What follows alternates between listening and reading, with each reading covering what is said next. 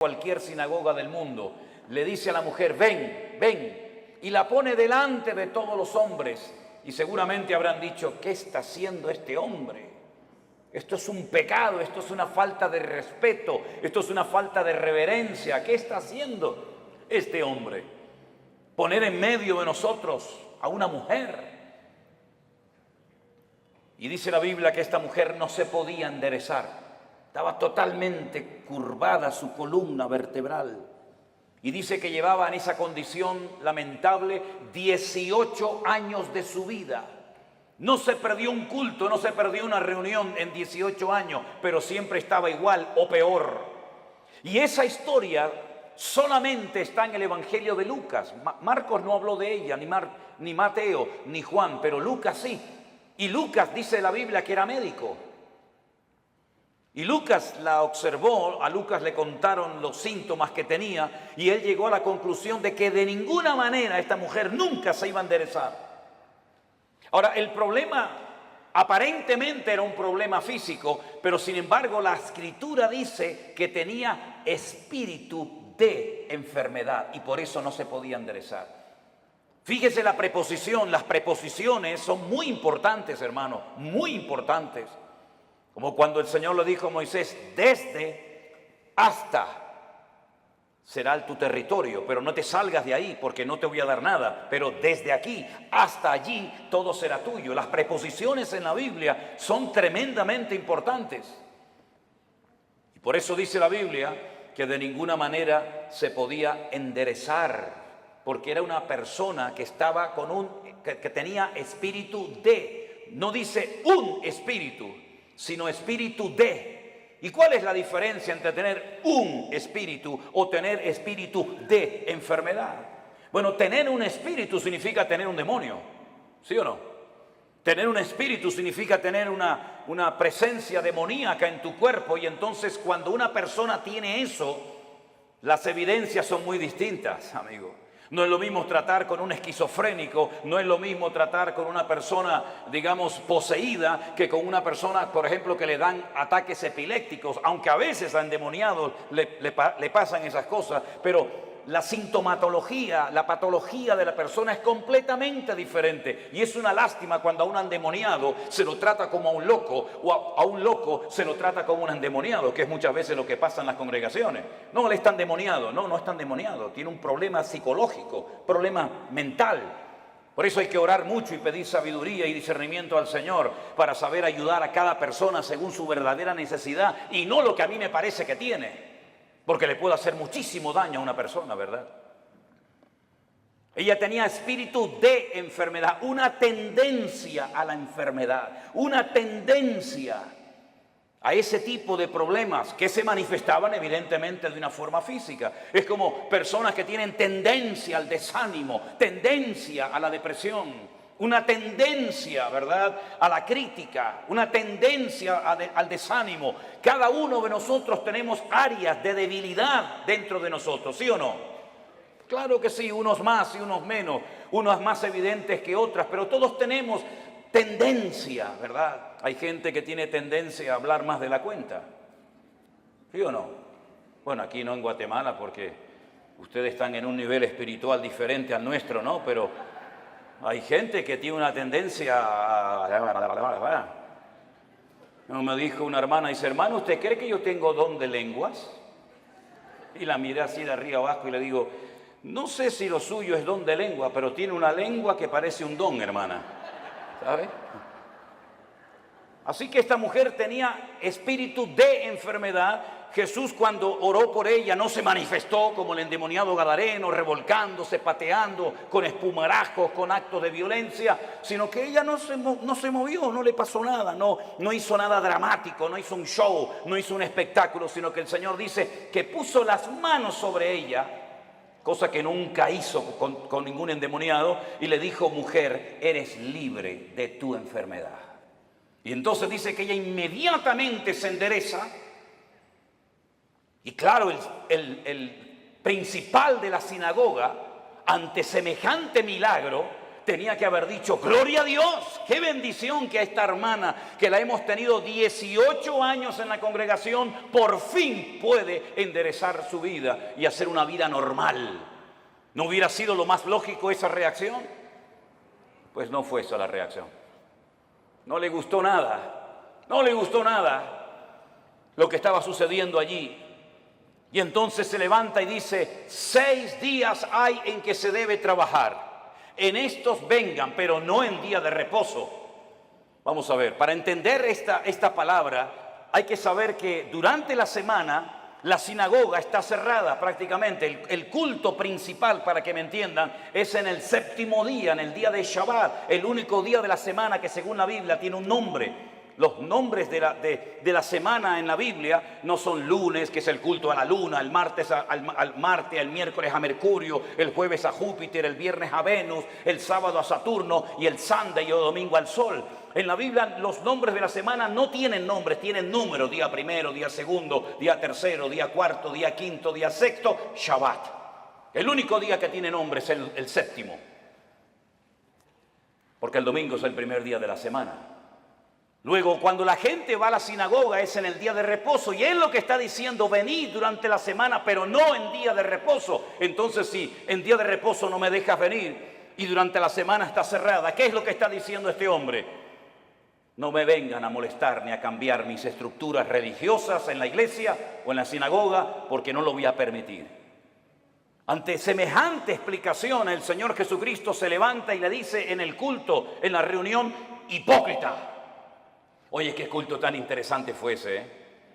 Una mujer que sale detrás de una cortina, que se endereza, el otro que no sé qué, el otro que... Fue un culto muy interesante ese día, ¿eh? Cómo me hubiera gustado estar a mí allí, ¿no? Cuando el Señor se le queda mirando a este y le dice hipócrita, yo le hubiera dicho: dale, Señor, dale más. Hipócrita, ¿no se levantan ustedes en día de reposo, que según ustedes no se puede hacer esto, ni aquello, ni aquí, ni para allá, y desatan su buey del pesebre y lo llevan a beber y luego lo traen otra vez? Y a esta hija de Abraham, que Satanás la tenía atada, la tenía ahí oprimida, no se le debía de desatar en el día de reposo. No dijo liberar, dijo desatar, que es diferente. ¿Cómo es posible que hayas tenido en tu congregación 18 años a una mujer en esta condición y no has movido ni un dedo? Y vengo yo y hace un milagro el Señor a través de su vida y su ministerio, y te enfadas y te enojas por lo que ha sucedido. ¿Saben que hay personas que no quieren que Dios les sorprenda? Hay gente que no quiere cambiar, hay gente que está cómoda, hay gente que está muy cómoda, muy apoltronada con su rutina religiosa, pero el Señor ha venido para romper estructura. El Señor ha venido a su casa a hacer lo que quiere, porque al fin y al cabo la iglesia no es suya ni mía. La iglesia es la casa de Dios y Él es la cabeza, yo soy el cuerpo. ¿Te vas a dejar sorprender por el Señor o ya lo sabes todo?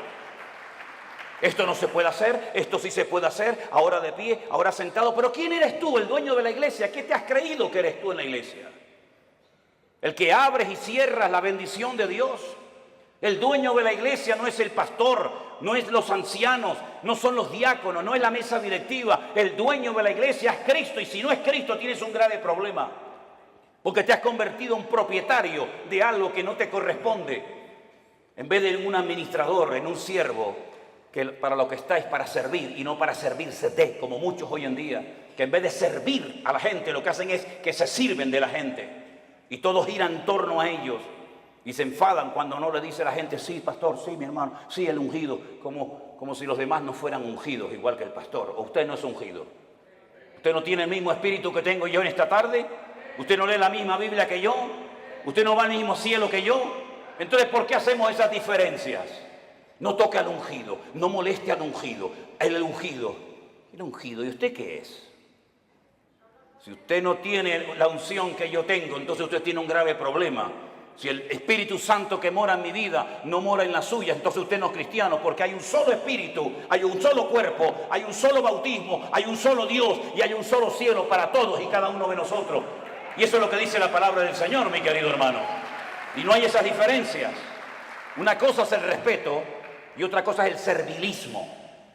Hay gente que en vez de ser siervos son como esclavos del hombre, esclavos de la doctrina, esclavos de la denominación, esclavos del ministerio. No, usted no tiene que ser esclavo de nadie, usted tiene que ser siervo de Jesucristo. Ahora dice la palabra de Dios que esta mujer se enderezó, cosa que no podía hacer antes, porque la presencia del Señor llegó a ese lugar. Y donde está el Señor tienen que haber cambios. Lo que no puede ser es que una vida, una familia, una iglesia llamada cristiana estén siempre igual. ¿Qué es lo que hace mucha gente cuando se les predica claramente la palabra y se sienten incómodos? Bueno, lo fácil es cambiarse de iglesia, ¿sí o no? Me voy de esta iglesia porque aquí no hay amor, me voy de esta iglesia porque no cuentan conmigo, me voy de esta iglesia porque el pastor no me ama, me voy y se van a otra y después te enteras que ya no están en esa, están en otra y en otra y en otra. Es que muchas veces el problema lo queremos resolver cambiando de lugar en vez de permitiéndole al Señor que nos cambie el corazón y nos cambie nuestro carácter y nos cambie nuestra vida. Y muchas veces creemos que ya hemos llegado a un cierto nivel espiritual en el que ya no necesitamos cambios. Y la pregunta es, ¿cuántos de los que están aquí presentes quieren cambiar y quieren honrar y quieren glorificar al Señor? Levante su mano. Pues entonces, como Dios lo va a hacer a través de pruebas. Hoy se habló aquí de pruebas. ¿Saben? Dios no tiene que pedirle permiso a usted ni a mí para probarnos. Para nada. Y las pruebas por las que pasaremos a lo largo de nuestra vida, que pasaremos sí o sí, son proporcionales a nuestro nivel de fe y de madurez.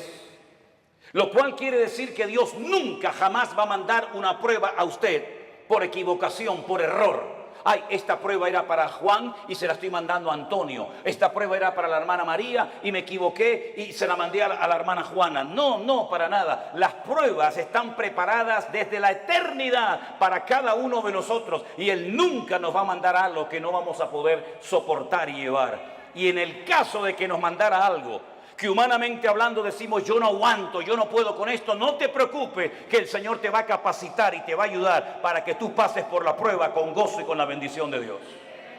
Yo siempre he dicho que si las pruebas que el Señor le mandó a Abraham se las hubiera pedido o se las hubiera mandado a David, no las hubiera podido soportar. Porque como dije esta mañana, David ganó muchas batallas fuera del hogar, pero dentro perdió muchas. Sin embargo, cuando el Señor le pide a Abraham que sacrifique a su hijo, él no le dijo al Señor, ¿y por qué? Yo tengo dos, si quieres te sacrifico al primero, a Ismael. No, quiero que sacrifiques a tu único hijo, al que amas. Y le dice a Isaac. Abraham en aquel momento vivía en el sur de Israel, en una ciudad llamada Beersheba. La palabra Beer en hebreo es pozo, Sheba es 7. Beersheba, la ciudad de los 7 pozos. Él vivía en el sur de Israel. Beersheba en la actualidad es la capital del Negev, del desierto del Negev, del sur de Israel. Y el Señor le habla y le dice, ve al monte Moriah a sacrificarme a tu hijo. El monte Moriah está en Jerusalén. Es el monte donde tiempo más tarde se construiría el templo de Salomón. Él viajó, dice la Biblia, 3 días desde el sur de Israel hasta el monte Moriah. Y cuando llegan cerca del monte Moriah y lo ve de lejos, llevaba a algunos criados y él les dice a sus siervos, esperen aquí que nosotros iremos allí, adoraremos y volveremos. Fíjense qué interesante la palabra de Abraham, iremos, adoraremos y volveremos. ¿Cómo que volveremos si Dios te ha dicho que van 2 y vuelve 1? Subiréis 2 al monte Moriah, pero a uno lo tienes que sacrificar y matarlo allí, y el que volverá serás tú solo. Pero no dijo eso Abraham, dice iremos y volveremos. No fue hasta el ministerio del apóstol Pablo, cientos, miles de años después de este acontecimiento, de la aquedá, como se llama en hebreo, de la atadura, que inspirado por el Espíritu Santo, el autor de la carta a los hebreos y también Pablo dijo que tenía este hombre tanta fe y tanta confianza en el Señor que si sacrificaba a su hijo, el Señor se lo podía levantar de entre los muertos. Nunca jamás en la historia Dios había resucitado a un muerto. Nunca había habido un precedente de un muerto que resucitara. Pero Abraham sabía porque conocía a Dios.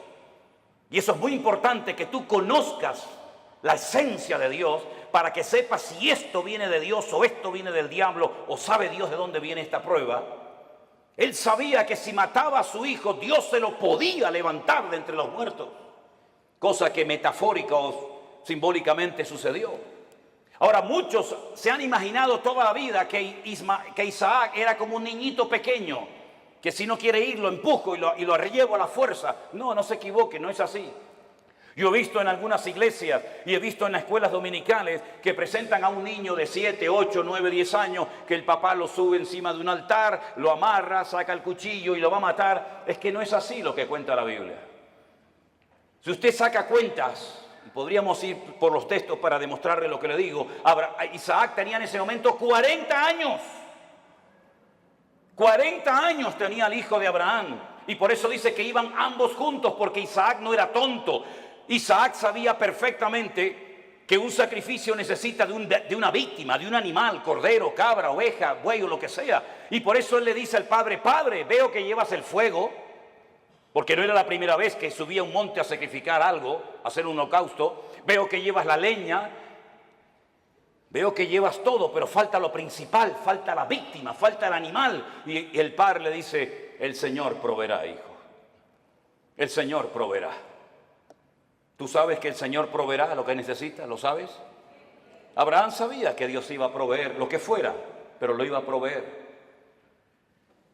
Los dos caminaron lentamente hacia el monte Moriah. Isaac se somete a la voluntad del Padre, porque entiende que la víctima en ese caso, en ese día, va a ser él. Se deja amarrar, se pone encima del holocausto, porque la palabra que aparece en el texto original en hebreo no es que lo matara, sino que lo matara y lo quemara. Lo matara y lo quemara. Imagínate la prueba tremenda. E Isaac se somete y está dispuesto a ser una víctima inocente, porque el Dios de su padre le ha dicho que así se tienen que hacer las cosas. Ahora, Abraham venía de una tierra donde sacrificar a hijos, sacrificar a niños, sacrificar a vírgenes, sacrificar a personas era lo más normal del mundo. Pero él sabía que el Dios de su padre no era un Dios que pedía víctimas inocentes de seres humanos. Pero aunque no entendía nada, se sujeta al plan y a la voluntad de Dios. Hermanos, nosotros no hemos sido llamados para entender todo lo que Dios nos va a pedir y todo lo que Dios va a hacer en nuestra vida. Gracias a Dios no tenemos esa obligación de entender las cosas, pero sí tenemos la obligación y el deber de obedecer a Dios, aunque no entienda la voluntad y la voz de Dios para mi vida. Isaac no dijo: ¿y por qué yo? ¿Y por qué no Ismael? ¿Y por qué esto? ¿Y por qué aquello? Sino se sujetó. Silencio absoluto. ¿Oyen ustedes a Isaac hablando con su padre? ¿Oyen ustedes a Isaac quejándose contra Dios? En absoluto. Porque Isaac en ese momento, aunque él no era consciente, es un tipo de Cristo, sometiéndose a la voluntad del Padre eterno, entregando su vida por todos y cada uno de nosotros. Y en el momento en el que Abraham va a sacrificar a su hijo, dice que se oyó una voz del cielo diciendo: alto, Abraham, no lo hagas. La prueba no se produjo porque Dios quería comprobar la obediencia de Abraham. Es que Dios no te prueba a ti, mi hermano, ni a ti, mi hermana, para saber cómo vas a reaccionar. Es que Dios no necesita probarte para saber cómo eres. Es que Dios no necesita pasarte por una prueba económica, física, espiritual o de la índole que sea para comprobar si eres obediente o eres un rebelde, si eres una persona espiritual o eres un cabezón. Dios no necesita probarte para sacar conclusiones. Ya Dios te conoce desde el vientre de tu madre.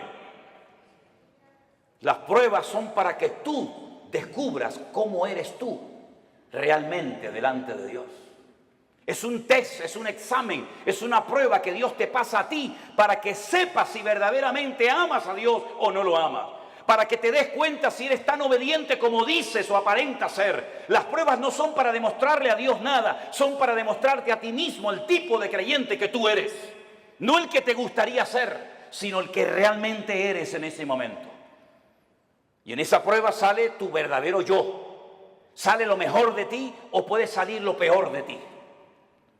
Es en la prueba donde se ve realmente Si se puede contar contigo, todo eres bla, bla, bla, bla, bla, planes, proyectos, ideas, pero a la hora de verdad no vales para nada. Es en la prueba donde se demuestra si tú verdaderamente tienes paciencia y tienes temor de Dios y respetas al Señor y estás dispuesto a sacrificarte. Las pruebas, repito, no son para demostrarle a Dios nada. Las pruebas son para que tú te des cuenta el tipo de madurez, tus debilidades, tus carencias o tus puntos fuertes.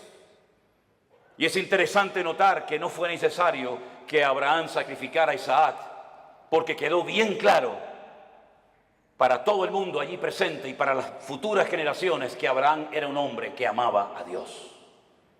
Fíjense qué interesante que Abraham nunca leyó la Biblia. Abraham nunca leyó los Proverbios. Abraham nunca supo nada del Apocalipsis. Abraham nunca tuvo un pastor. Abraham nunca habló lenguas. Abraham nunca, jamás asistió a ninguna congregación. Pero entonces, ¿cómo tenía tanto conocimiento de Dios sin pastor, sin iglesia, sin escuela bíblica, sin iglesia virtual, sin nada? ¿Cómo llegó a conocer tanto ese hombre a Dios? Porque Abraham se terminó dando a conocer como el amigo de Dios. ¿Y por qué fue amigo de Dios? Porque Jesús tiempo más tarde dijo: ¿queréis ser mis amigos? Pues haced todo lo que yo os mando. Esos son los amigos verdaderos de Dios. Aquellos hombres y mujeres que, aunque no entienden lo que está pasando, ni cuánto va a durar la prueba, son capaces de someterse a la voluntad de Dios, sin entenderlo todo, pero que conocen a Dios por la comunión y por la relación que tienen con Él. ¿Cuántos dicen amén? Lo mismo le pasó a José. José nunca fue a ninguna iglesia. José nunca tuvo un pastor que le instruyera, que le ayudara, que le aconsejara. José nunca leyó la Biblia, pero cuando llegó el momento de la prueba más grande de su vida, él salió corriendo porque él dice: ¿cómo voy yo a pecar contra mi Dios haciendo semejante cosa? ¿Cómo él sabía si no estaban los 10 mandamientos escritos? No estaba ni una palabra, ni una coma, ni una tilde de la Biblia escrita. ¿Cómo él sabía que eso no le agradaba a su Dios? Porque el que conoce a Dios sabe lo que a Dios le agrada y lo que Dios abomina. ¿Por qué hay tanta gente en las iglesias hoy en día que están todo el santo día pidiendo confirmación? ¿Me puede el Señor confirmar si estoy llamado o no? ¿Me puede el Señor confirmar si tengo que ir allí o no? ¿Qué confirmación necesitas tú, mi hijo? Lea la Biblia, métase en la comunión con el Señor y no va a necesitar que nadie le ponga la mano encima para que le diga lo que usted tiene que hacer. Esa dependencia enfermiza de la oveja, del pastor, como si el pastor fuera su papá, como si el pastor le tiene que decir: vaya al baño ahora. No, ahora no vaya al baño, vaya para allá. No, eso no es así. Hay que ya crecer, hay que madurar, hay que aprender a ser autodidactas, porque llegará el momento que no existirá iglesia virtual, que no nos dejarán predicar en YouTube, que no nos dejarán predicar en Facebook. Llegará un momento que nos arrancarán las Biblias, llegará un momento que nos perseguirán, y en ese momento todo lo que han aprendido, si es que han aprendido algo, es lo que te va a mantener firme contra los ataques que vendrán en el futuro, mi querido hermano. No dependa de mí, por el amor de Dios, no dependa de la iglesia, dependa del Dios Todopoderoso, aleluya. Y si no lo aprende, dudo que aguantes la prueba, porque la prueba solamente la aguantan los que aman a Dios. Yo he descubierto eso, hermanos. Las pruebas no las sacan con buena nota, con buena calificación los que han aprendido a cantar muy bien. Las pruebas no las aprueban aquellos que saben, digamos, predicar muy lindo. No, las pruebas las aprueban con muy buena nota los que en el fondo aman a Dios con toda su alma y con todo su corazón. Porque cuando una persona ama, hace cualquier locura. Cuando una persona ama, está dispuesta a poner a un hijo sobre un altar y degollarlo como si fuera una bestia. Cuando una persona ama, es capaz de oír de los labios de Cristo: vas a morir crucificado como yo. Y Pedro dice: tú sabes que yo te amo, Señor. Cuando una persona ama, está dispuesta a estar solo en una cárcel, sabiendo que no estoy solo, sino que Él está conmigo, y puedo terminar mi carrera y guardar la fe. Y cuando uno ama a Dios de todo corazón, puede escribir una carta diciendo: en mi primera defensa ninguno estuvo a mi lado, todos me desampararon.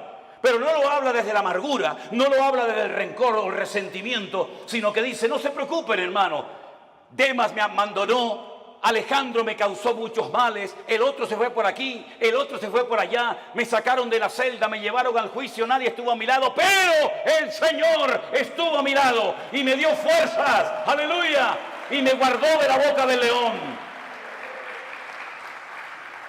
En el peor momento de su vida, cuando todos, Timoteo, Tito, Priscila, Aquila, Silas, y el otro, tenían que estar con Pablo, ni uno apareció.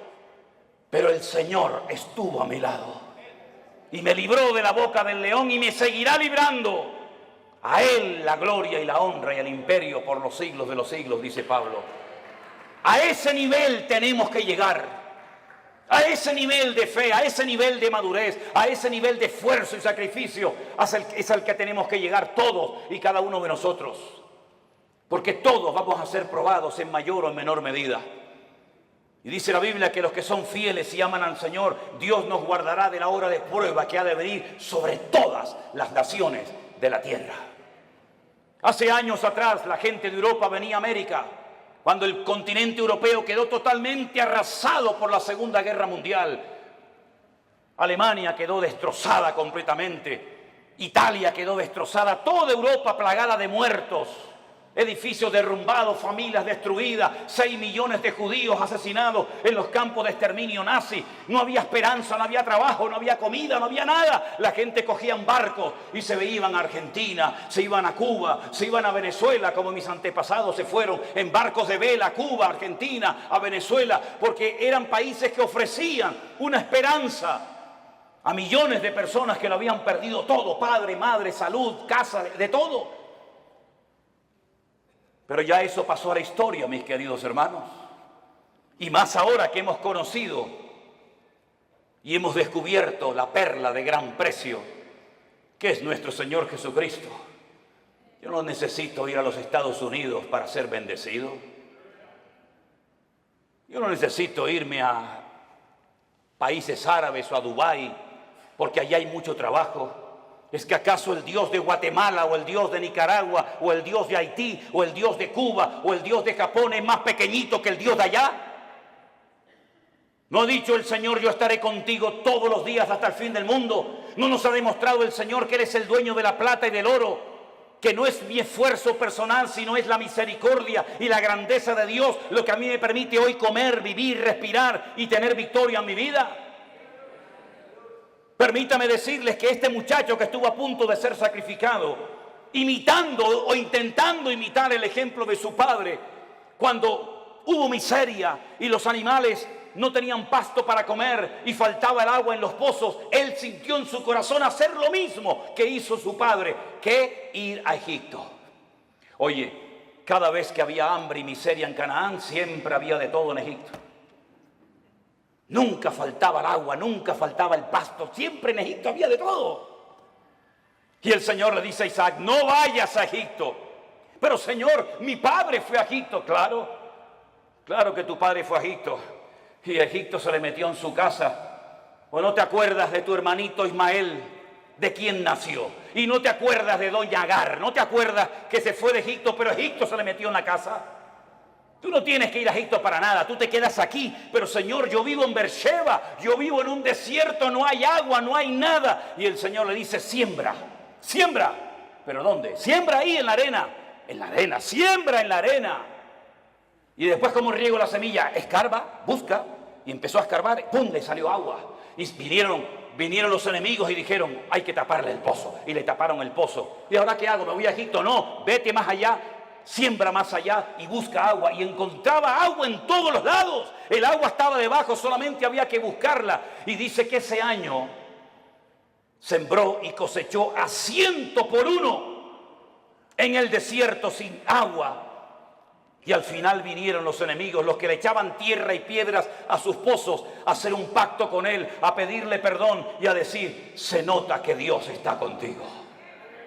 Eso es lo que el mundo necesita ver en nosotros los cristianos. que nuestra dependencia no está del dólar, nuestra dependencia no está de los países del norte. Nosotros dependemos del Rey de Reyes y Señor de los señores. Y el Señor está contigo como poderoso gigante. ¡Alabado sea Dios! ¡Aleluya! ¿No dice el Señor que yo soy el Dios de la plata y del oro? Qué fácil es decirlo, ¿no? ¿Sí? Nosotros hemos vivido por fe 40 años de nuestra vida. Y hemos enseñado a nuestras hijas a vivir por fe.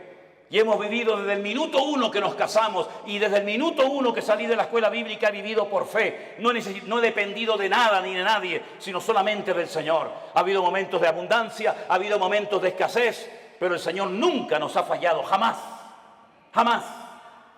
Hemos dormido en grandes hoteles, hemos dormido en carreteras, hemos dormido en selvas, hemos dormido en gasolineras, hemos dormido en la calle, hemos dormido en casas abandonadas, hemos dormido en montones de lugares, pero no da igual, porque lo importante no es lo que uno tiene, lo importante es lo que uno es en Cristo Jesús. Y ese nivel de fe es la que necesitamos hoy en día los cristianos del siglo XXI. Yo decía esta mañana y se lo recuerdo que a veces el mundo se ha metido de tal manera en nuestras vidas que parece que si no tenemos el último zapato, la última camisa, el último teléfono, la última computadora, como que nos entra la depresión. Y yo pregunto, ¿qué tenía Pablo? ¿Qué tenía Pedro? ¿Qué tenía Santiago? ¿Qué tenían nuestros hermanos en la Segunda Guerra Mundial? No tenían nada, pero cuanto menos tienes es cuanto más el Señor está contigo. Y esa es la vida que el Señor quiere que vivamos. Por eso yo siempre he predicado y lo digo. Hermanos, la Biblia que predicamos es la misma.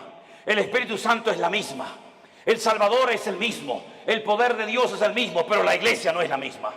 No, la iglesia no es la misma.